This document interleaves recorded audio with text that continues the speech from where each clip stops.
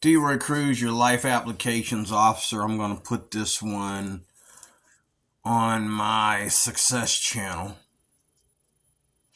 Selma Hayek, so I don't forget her name, the actor, the Spanish actor. Lovely female. She's been in the movie business, I think, since I was a kid. She's been in a lot of popular movies where they needed a female Spanish actor. And I watched a short here on YouTube a little bit ago. This is just the first part of this rambling. I'm back to rambling. I'm going to be jumping all over the place probably. That's why I call it rambling, good rambling, because what I'm saying is important. But, Selma Hayek, I think that's her name, if I remember. Selma Hayek. Selma's the first name, I'm pretty sure. I watched her short, and she said that the key to a great marriage, she said the key to great sex is a result of a good marriage. But she said the key to a good marriage,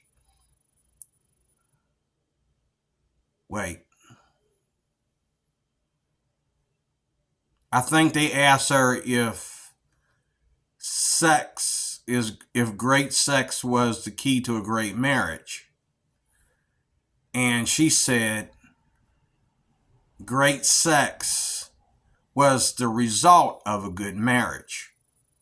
And a good marriage comes from, that's exactly what she said. She said, no, sex is the result of a good marriage. She said the key to a great marriage is letting the other person be themselves. And I disagree, because I was married to someone where we had great sex, but we didn't have anything else. And she was allowed to do whatever she wanted to do, but I wasn't. Okay. Now, she said, letting the other person, the key to a great marriage is letting the other person be who they are.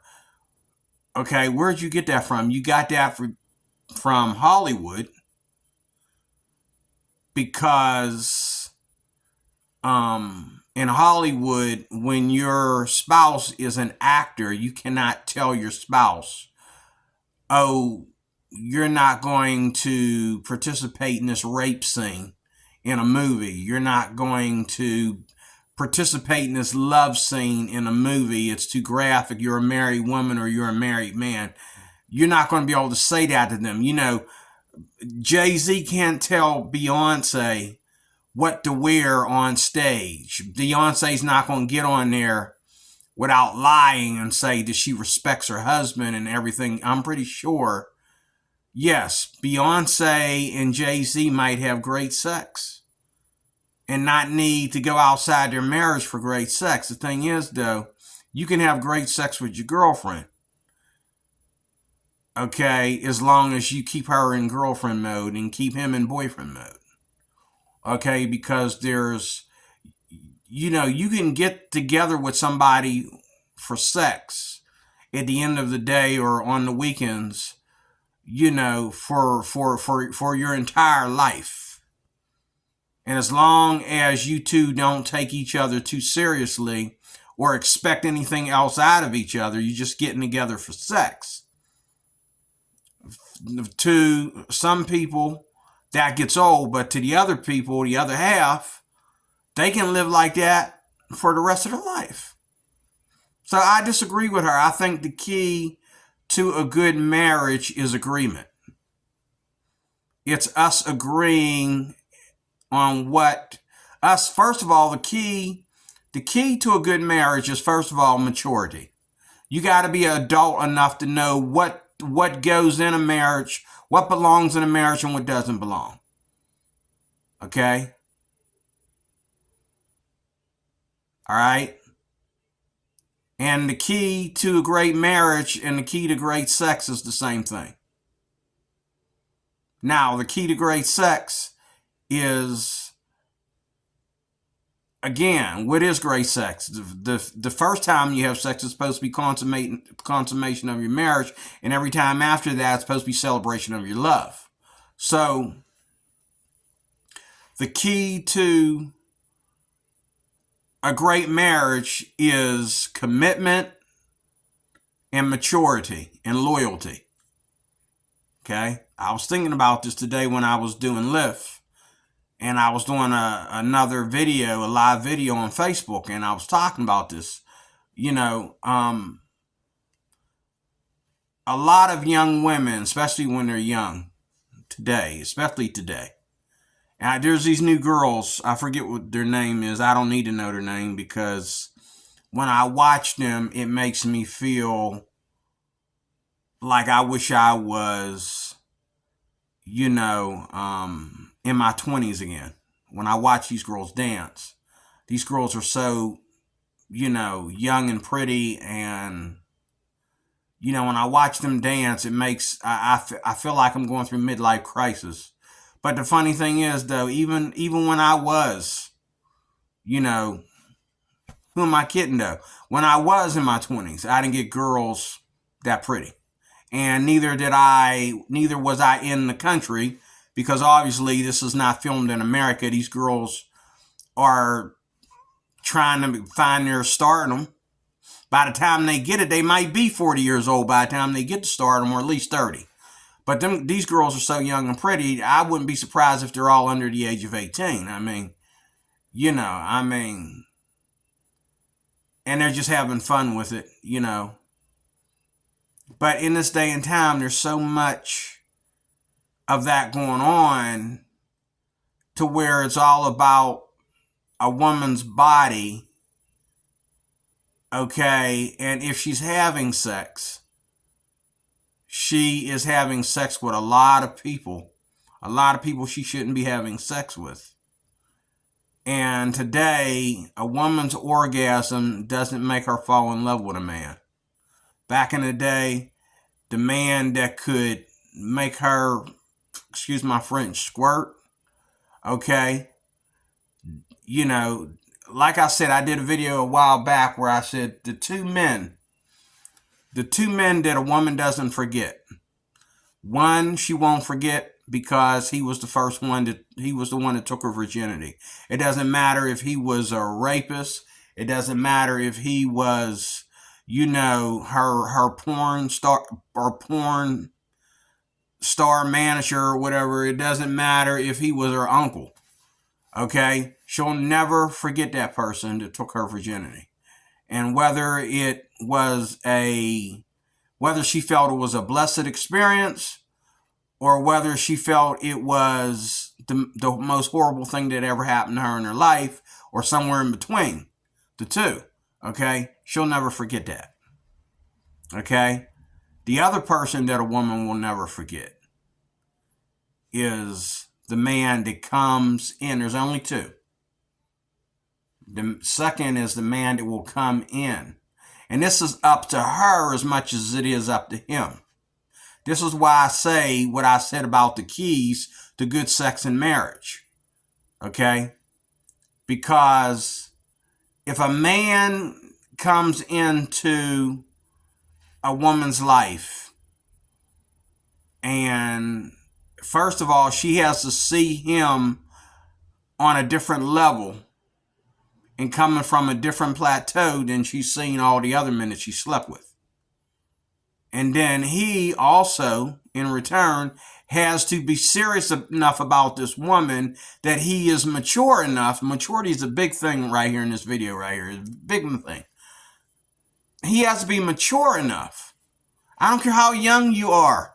You're never too young to be mature. And I thought about this all day. You never are too young, okay, or too busy for maturity. Okay? So, let me get back to it. So, the other person is the man that will come and basically erase. He's the redeemer. He's going to come and erase everything that she's ever been through with other men. He's going to come and he's going to beat them all. Every man that she ever slept with, every man that broke her heart, this man is expected to be number one. But see, that has to happen, okay, by both of them, not just him alone. She has to accept him as number one. It's not that he's so good in bed, or he's so good at bringing, remembering Valentine's Day or Christmas and birthdays that, he's the perfect man. It doesn't work that way. She has to decide in her mind and in her heart that this is the one.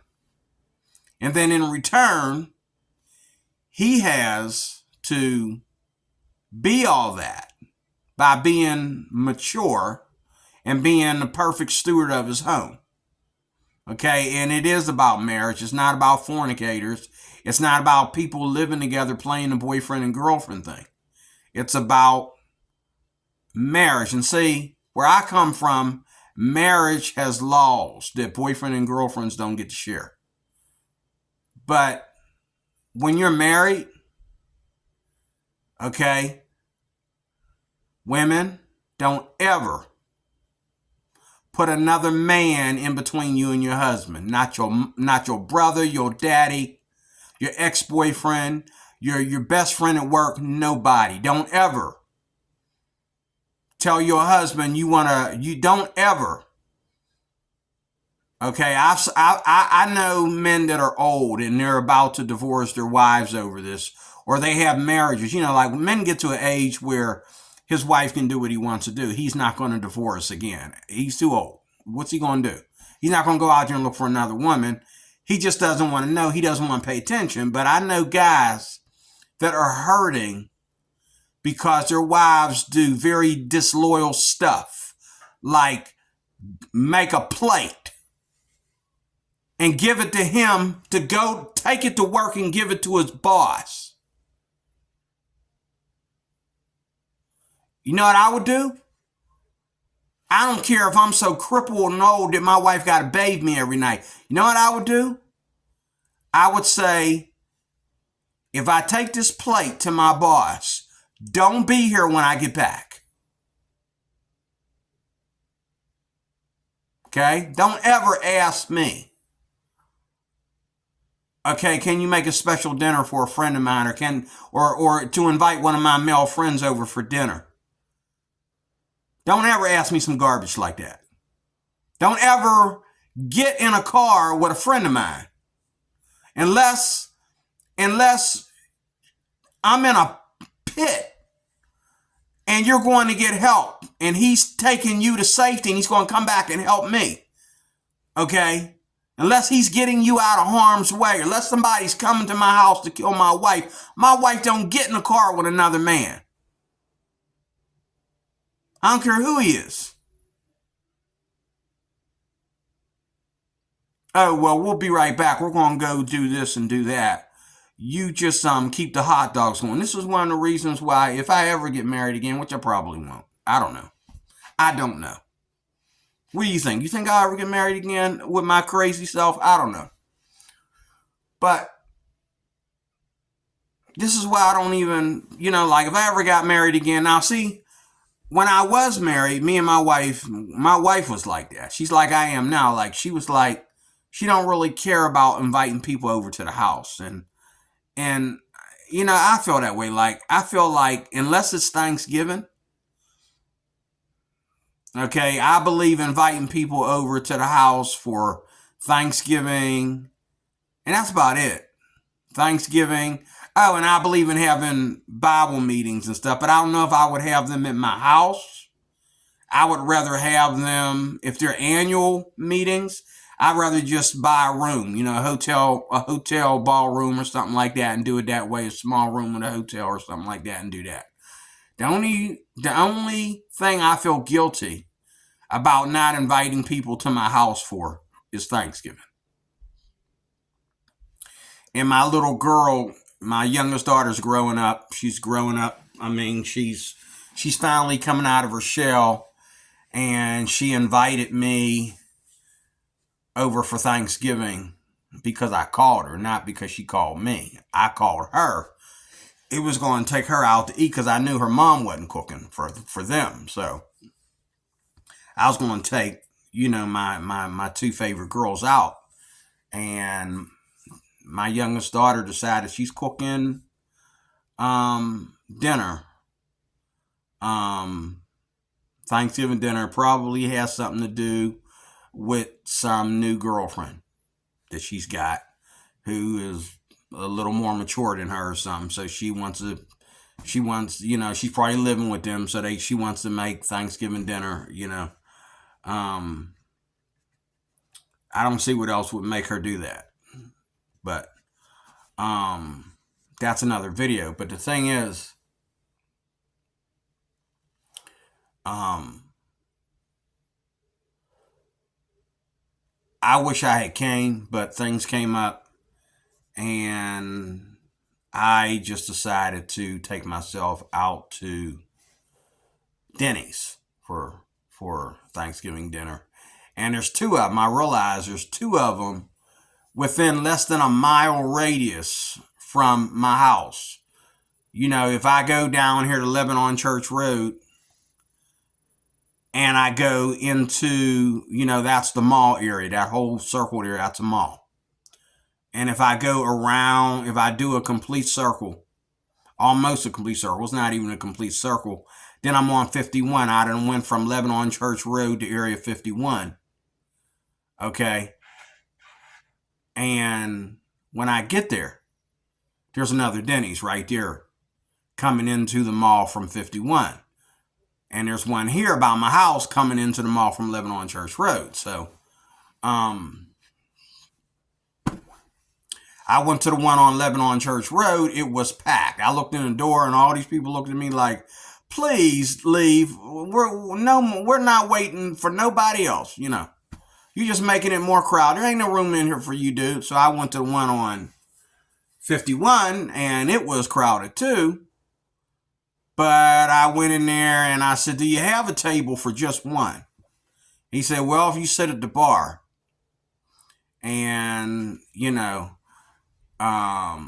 there must have been 3 black people in that Denny's. Like I care, but I mean, and they were in and out quick. Okay. And then, but when I was leaving was the biggest thing. People were,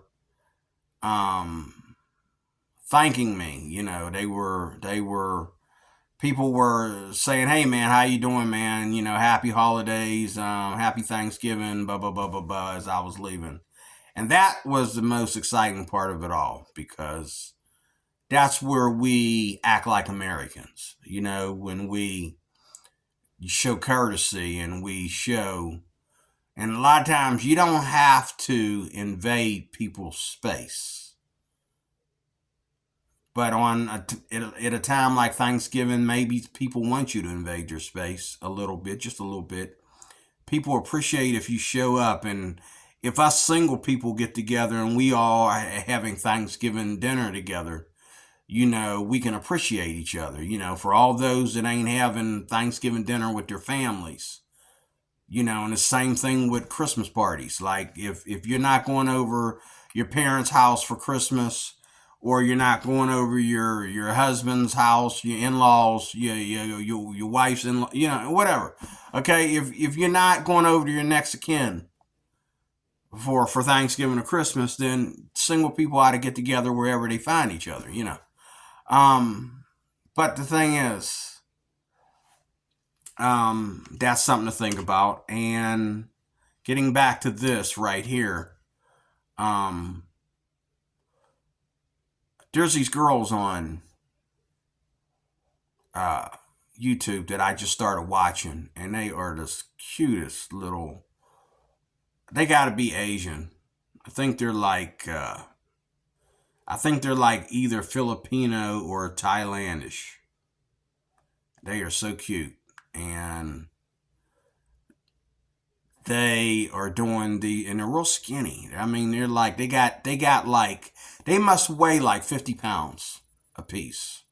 Now, they put their nice and skinny ones that weigh hardly anything in the front, and they put the taller girls, and the ones who weigh a little bit more, they put them in the back so that they look good on stage like that. I can understand how they do it. I got that. That way they don't look, everybody looks equal, you know. And they put the three girls they have in the front look like they could be sisters.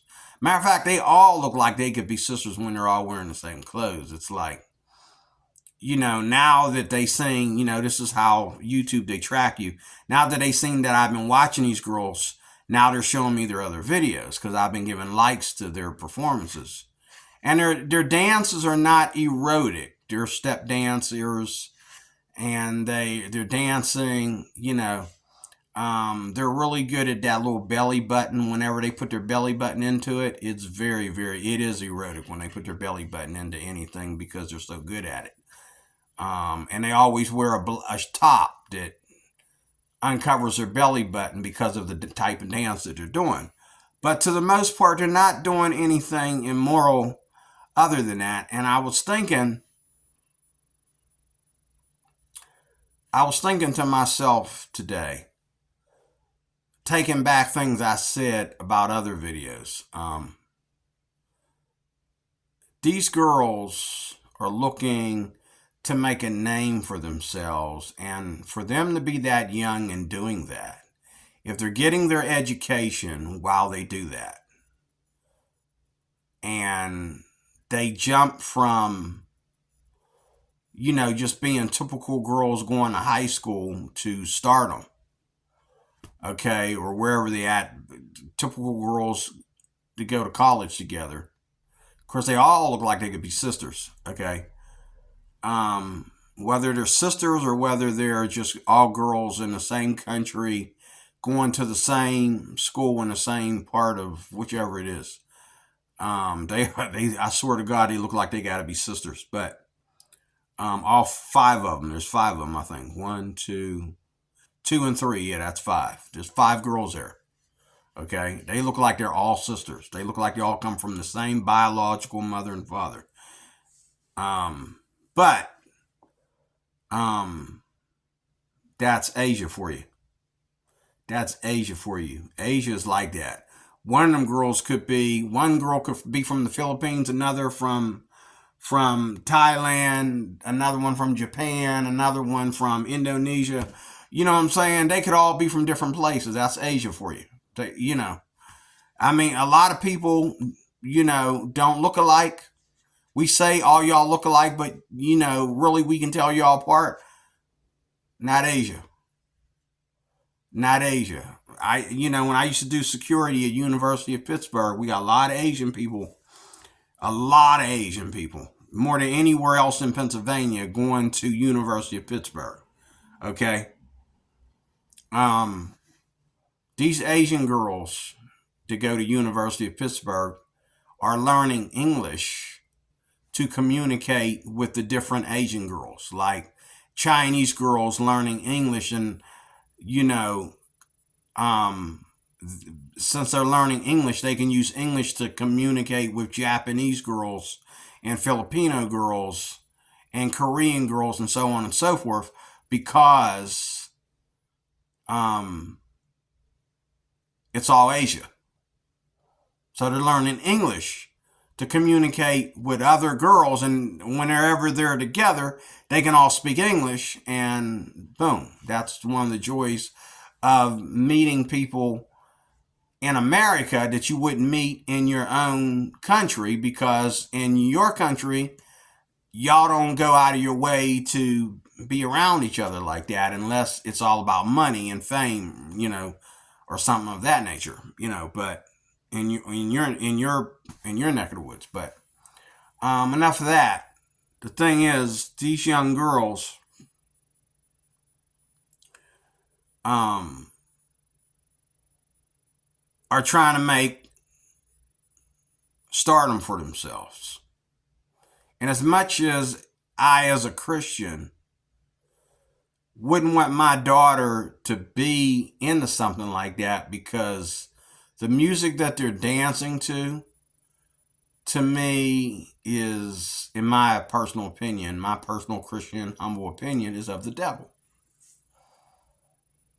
And that music can make you, the words to that music, the lyrics to that music make you, like the one song that they do, the one song, I believe they did it to this song. I believe they did the most work on the one song. And the song is about, a sexy girl, and one man paying attention to a sexy girl, And these girls, 5 girls, getting up, 5 beautiful Asian girls. They look like they're from Thailand.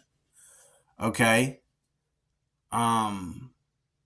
Getting up there and dancing to this song.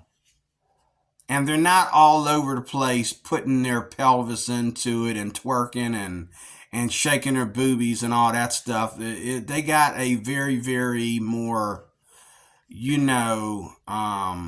soft style of dancing. It's not hardcore like a lot of stuff we see, especially for a song like that. But it is very, very, when you watch them, it makes you feel some kind of way.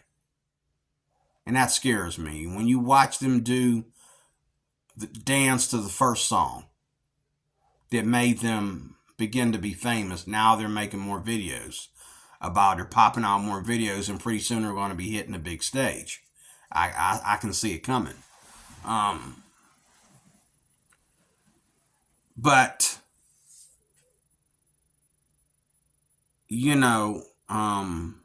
what scares me is what's going to happen to them later. So let me close this video out by saying this. Everything that you do in life requires maturity. Okay? Everything. From the time you are just a little tiny baby and you learn how to talk. What's the first thing you do when you learn how to talk? You learn how to talk effectively. You learn how to say yes, sir, yes, ma'am. You learn how to say thank you. You learn how to say I love you. You learn how to say mommy. You learn how to say daddy. Okay? You don't just learn how to talk. There's kids that learn how to talk, and the first word out of their mouth is the word bitch. Okay? The first word out of their mouth is the word nigger. Okay? Because of the music that they listen to, and they say the word nigger, they say the word bitch. Their parents think it's cute. It's not. Just like you got this new little rapper here on YouTube. You know who I'm talking about. He getting there singing gangster rap, cussing and everything. And his dad thinks it's the cutest thing ever. Okay. What a fag. Okay. That's the world we live in today. We know if Jesus didn't come back 50 years ago, he'll be back before we have another 50 years. Trust me. Okay? I mean, it's crazy. It is crazy.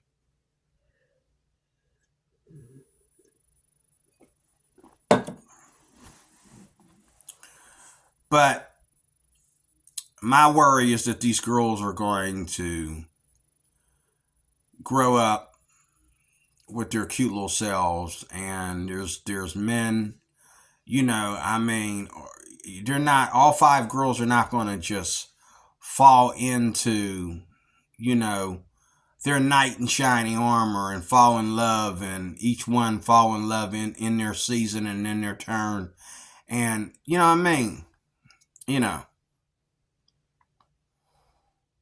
like Selma,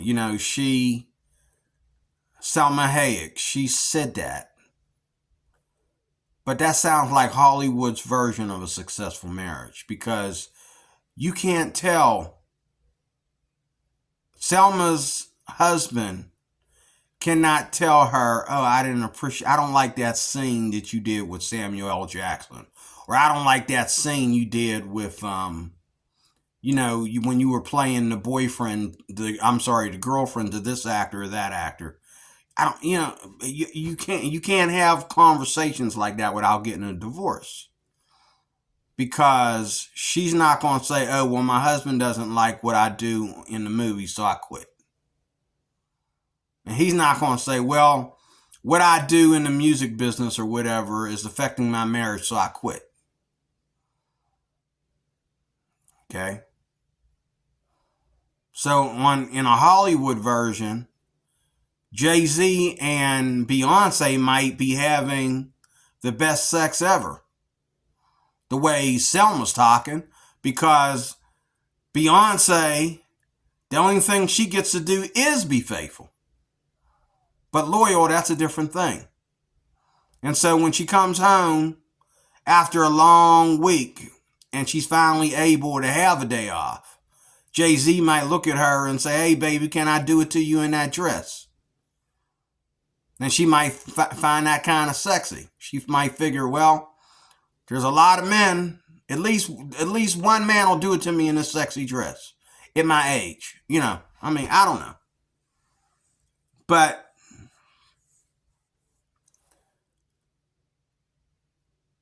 what really, on where I come from, great sex to me would be because my wife lets me lead our family.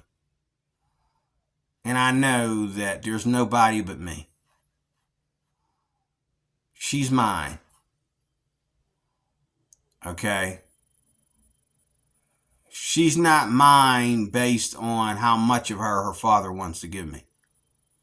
She's not mine based on how much her ex-boyfriend stays out of our life. She's mine, you know, not based upon how much I'm giving away from her every time she gets on stage to sing or dance or preach or whatever she's doing. She's mine, and if I want to shut something down, I can. If I feel something's affecting our marriage and I want to shut it down, I'm allowed to do that as the king of my castle, as the man of my home and marriage. I'm allowed to do that. It's her job to be loyal to that and say, oh, okay, and still love me. Selma, I can't imagine you, sweetheart. I can't imagine you being able to do that. You said it out of your own mouth. Oh, well, the key to a successful marriage is letting the other person be what he or she wants to be and do what they do. Well, what if I don't want my wife doing TikTok? What if I don't want my wife? What if I don't believe in going to bars and clubs, and she does? She had plenty of time to do that before we got married. And she did do it. So why she got to do it now that we're married? Okay, shut it down. Being I'm not a perfect dancer, and I'm not going to take my wife to a club and let some other man dance with her, because I don't want to get out there on the dance floor and embarrass myself. We just don't go to clubs. How about that? Where I come from, that's how it's done. That's exactly how it's done. Okay? Christians don't go to bars. They don't go to clubs. They don't go to, we go to what we call coffee houses. We go to what we call fellowships. In other words, we go to other people's churches and we put on some music and we might tap our hands on a table or stomp our feet, shake our head a little bit, to some good music or whatever. But ain't nobody gonna come up to you and say, hey, sweetheart, can I have this dance? No, we do that. We do that at the skating rink when we go skating. Are you two together? Okay, I wanted to ask her. Oh, your brother and sister? Okay, can I borrow your sister a little bit? I want to do this couples skate.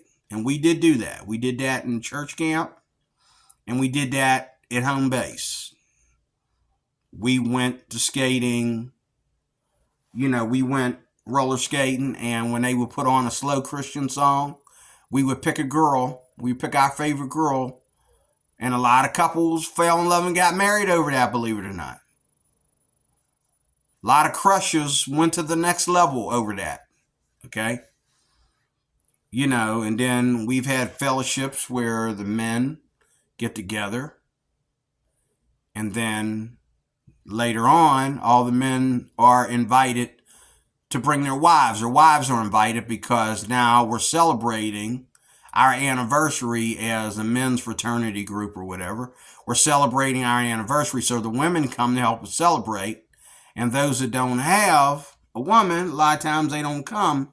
So we encourage them because they don't want to be a third world between anybody's marriage. So we encourage them to bring a date. Get a girl to come with you, And a lot of times the girl that comes with them doesn't know much about the church. She's just started going to church, okay? And she meets somebody there and falls in love, okay? So it's just as easy when the right Christians get around the right Christians to fall in love as it is for anybody else in the world. We're not a lonely people. But the thing is, what makes us survive? And back in the day, we were the key to a better marriage. Today, people are staying together in Hollywood more than people are staying together in the so-called church, especially when you got these wealthy pastors and their wealthy wives getting married, and they divorce more than, my goodness. It's like they get married on Monday and they get divorced on Tuesday. I'm like, wow, you're doing worse than Hollywood, But again, it is Hollywood because they're doing the same thing. They act, they sing, they dance, they preach, shout, act like they got the Spirit of God in them when it's actually the spirit of the devil,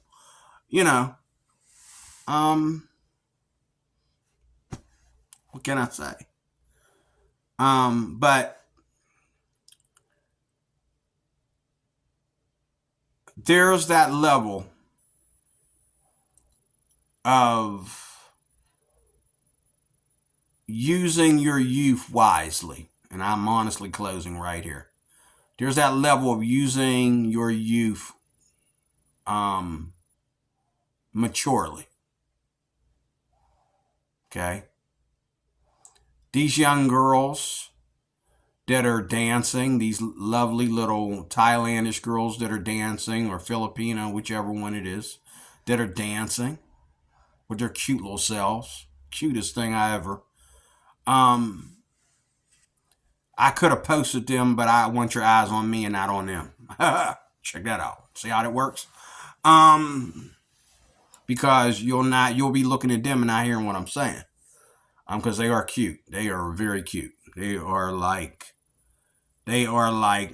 keep your little girls at home cute. Like, they shouldn't be out when it's dark. Okay, they are cute, little innocent little things. Okay, and you can tell they're young.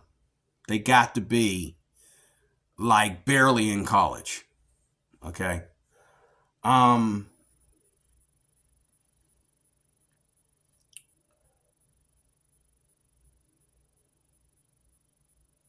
there's that level of maturity, even from a young age, that saves a woman. And that level of maturity for a man, even at a young age, that saves a man. Most of us don't have that. Most of us don't have that in this day and time. Like I said, I tell this all the time in many of my videos, that I was the one that stayed in church when everybody left.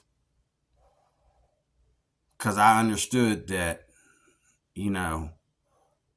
it's hard enough when I go home and everybody in my family is watching secular TV. And I'm seeing people screwing on TV. I'm watching MTV. I'm watching Blue Oyster Cult, Duran Duran. You know what I'm saying? I'm watching Stray Cats. Robert Plant, Journey. You know what I'm saying? Twisted Sister, AC/DC. I'm watching this stuff Fresh out of church, I walk in my house and MTV is playing. And I don't know none of the black folks in my grandmother's house interested in that kind of music. That was been on since I left and went to church this morning. And I come back home, it's still on. And my Uncle Freddie, a good Christian, didn't bother to turn it off. Okay? I come in the house, it's on.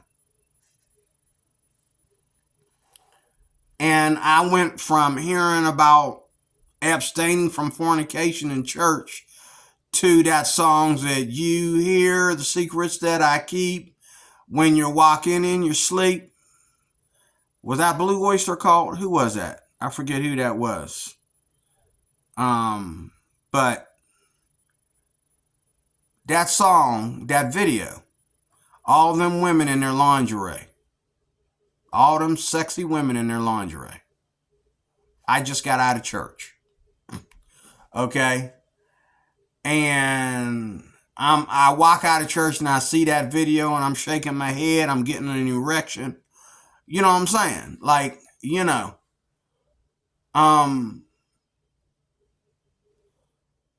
MTV could have been one of the things that I could have left out of my life when I was a kid. But there were bigger things like porn that were more dangerous for my life than that. Okay? And I have a tendency to, whenever I'm depressed, whenever I feel like I'm going through midlife crisis and things of that nature, I go back to porn. I still, I kind of fall into dabbling with, into a little bit of porn. I watch it a lot of times. And it's one of them things that I wish I had kept out of my life from the jump. But I can say that, anybody or anything is innocent from getting me there, because some of the stuff that I watched on MTV and BET, okay, some of the stuff that I used to watch back in the day on Showtime and HBO led me to look at porn. I'm having flashbacks of the first sex scene. What is that movie? This just changed my life right here. Remember the movie where the woman was sitting on the toilet in the bathroom and the younger man,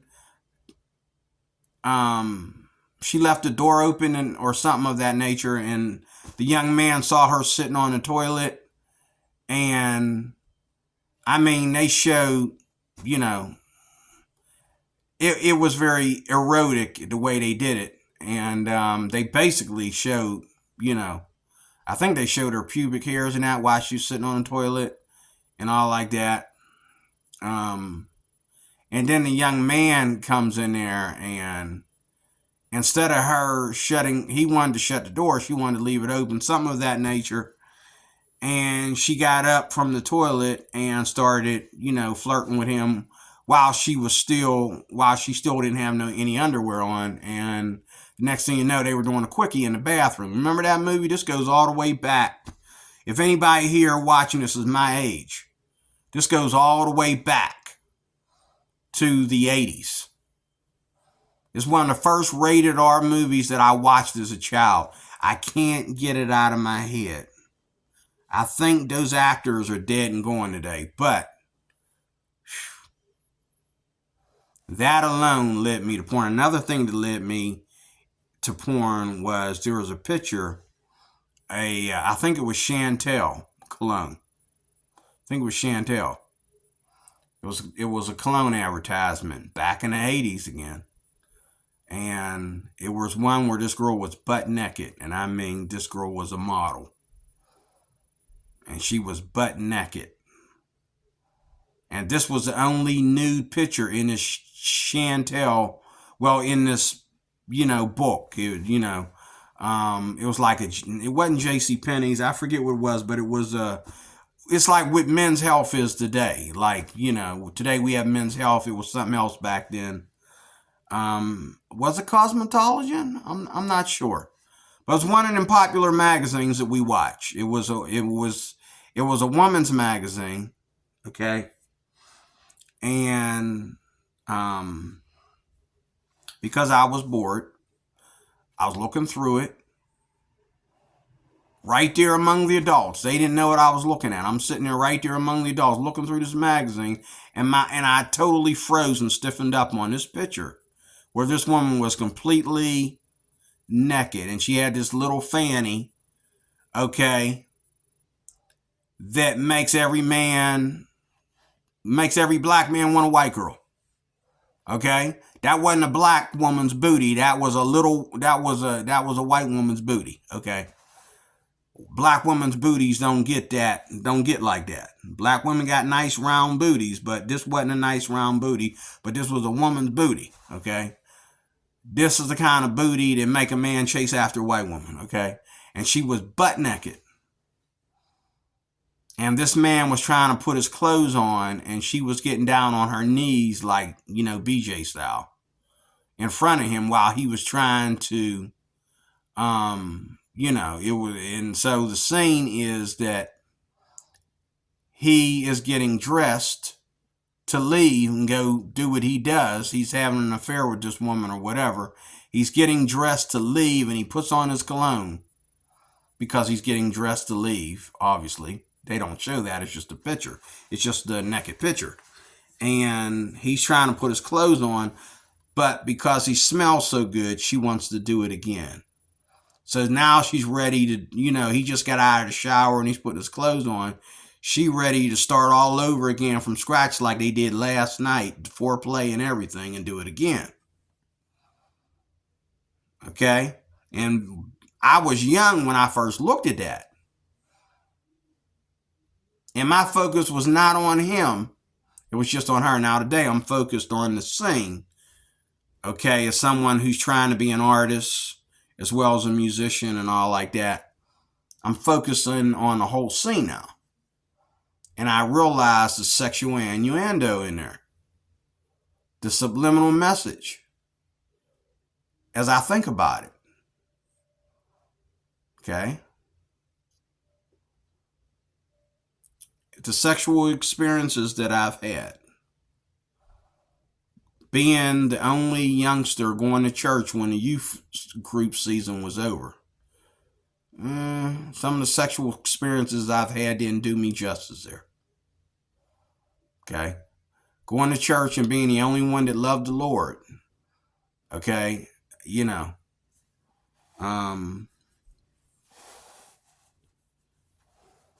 do me justice. But I'm glad that I came through with both my children coming from the same woman. And I'm glad that, I didn't strike it rich when I was watching all this MTV and watching all this porn. Because if I did, I would have been like a lot of these young men out there who think women are the life givers. They bring life into the world. Okay? But young girls get wasted a lot of times. And people don't realize that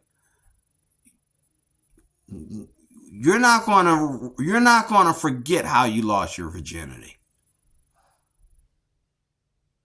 You're not going to forget about that. Okay? And you know as well as I know that that was supposed to be a special time in your life. And in most cases it wasn't, because most people lose their virginity at adolescence. They don't lose their virginity when they choose to lose their virginity. They lose their virginity at adolescence because they don't know how to act and behave. And even me as an old man, I've had these young girls going through adolescence. They didn't know what to do with themselves. They was willing to sleep with almost anybody to shake it off. But if you ain't careful, okay, you will easily hurt this woman or this young girl when you thought she wanted it. She wanted this. She wouldn't leave you alone. She wanted this. That's just like these celebrities. Okay, they get with these young girls who just want to look good for the camera, and they wear them skimpy clothes and all like that, and letting these men touch on them and feel on them and stuff like that. Oh, that feels so nice and cute and all like that. And then the next thing you know, when they pull out, it's too late. Now you done raped a woman when you thought you was having a one-night stand with a minor. You done raped the child. Okay? And the women will laugh, they'll smile this off, especially if they're, if they, you know what I'm saying? Like, people, this is why, the scripture in the Bible says, do not love the world, the things in the world, the lust of the flesh, the lust of the eyes, and the pride of life. There's a reason why you don't love the world. And the Bible says, despise, flee, youthful lust. Because see, what young people want, they want sex, but they don't want, they don't want it like it is in a relationship. They want sex, but they don't want relationships. They want to demand, and women are taught at a very young age nowadays, feminism. They're taught to go out and demand and use their beauty to demand what they want from men, instead of finding a man that will give him all she needs as well as what she wants, because he wants and needs the same thing, and he is willing to be her provider, her breadwinner, her leader, her husbandman. He is willing to be the king of his castle, which means she'll get everything she wants, even more so everything she needs, and some more. But women don't see it that way. They see it like any man that appears to be aggressive, appears to be an alpha in his response to a woman, is a sexist, a fascist, a womanizer, anti-feminist, which everybody should be an anti-feminist in my opinion. Okay? He's everything that a woman wants to get away from. Well, that is the state that we live in today. And it is a sad place to be. But maturity starts when you're just a child and you begin to think about things like sex. Maturity has to kick in. You start to think about what you're going to dance to and what you're going to wear and who do you worship? Okay? Who do you worship? Any child that would get on YouTube and do a short of trying to keep up with Beyonce, both him and his parents are immature. Because Beyonce is not there, or neither is Jay-Z. It's not there for those that are mature. They're there for those that are immature. This country makes a fortune off of people that are immature. You're immature in the way you dress. There's only one thing to do in that outfit, and that's get it ripped off of you for a night of sex. They're immature in the clothes that they sell. They're immature in the way they spend their money and how they use their money. They're immature on the job and the business. They're immature on how they treat men and women. They're immature on how they raise their children. We're screwed when it's that immature. We are screwed, okay? But that's the state we live in today. And if we could catch up with ourselves, and the only thing that really catches up with us is Jesus Christ. Jesus Christ is more than just a religion. Jesus Christ is the way, the truth, and the life. That's what he is. The way, the truth, and the life. He's not, and that's not a religious statement. That is a political statement. That is a statement that is a mature statement. Okay? As well as a spiritual statement. He is the way, okay, the truth, and the life. He is the direction that we're supposed to walk in and run in. He is the truth of everything in life, and he's life itself. And this is why I'm a born-again Christian, because wherever I fail in the secular world, I'll fix it in the spiritual through Jesus Christ. God bless you. Thank you for watching. Good rambling.